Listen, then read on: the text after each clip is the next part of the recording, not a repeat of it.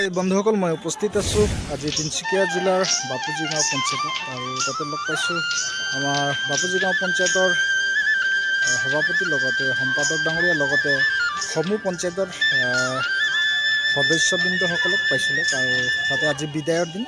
তাতে কথা পাতিব বিচাৰোঁ। আহক, আমাৰ সম্পাদক ডাঙৰীয়া আছে বাপুজি গাঁও পঞ্চায়ত, তেখেতে কেনেকুৱা ধৰণৰ মন্তব্য আজি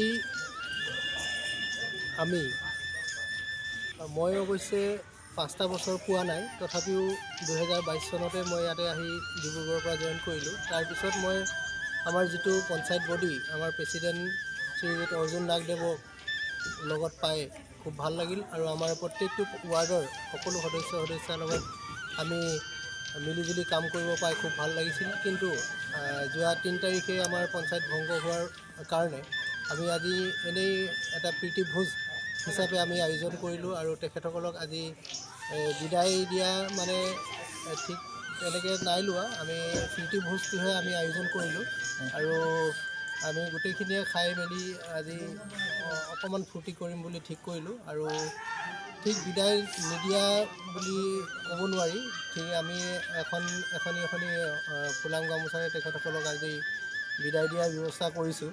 হ'লেও বিদায় শব্দটো ক'বলৈ পাই এনেই বেয়া লাগিছে যদিও আমি ক'বলৈ বাধ্য।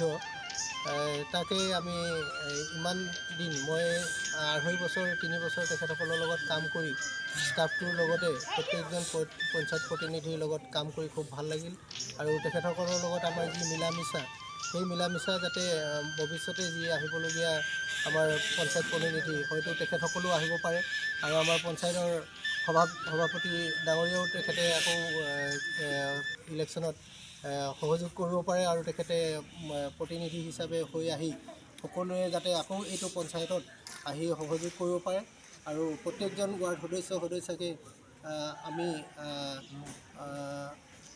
আশীৰ্বাদ জনাইছোঁ যাতে তেখেতসকলে আকৌ এই পঞ্চায়তটোত প্ৰতিনিধি হিচাপে আহি সেৱা আগবঢ়াব পাৰে।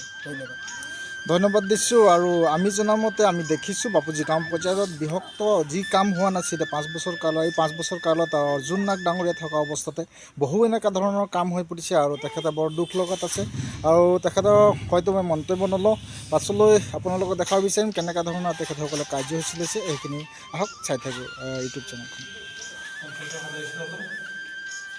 লগতে আমাৰ বাপুজি গাঁও পঞ্চায়তৰ মই ইয়াত লাষ্ট 6 মাহৰ পিছত জইন কৰাৰ পিছত দেখিছিলোঁ বাপুজি গাঁও পঞ্চায়তৰ সদস্য লগতে আমাৰ সভাপতি তেওঁলোকে যিকোনো বিষয়ত আমাক সকলোকে সহায় কৰিছিলে।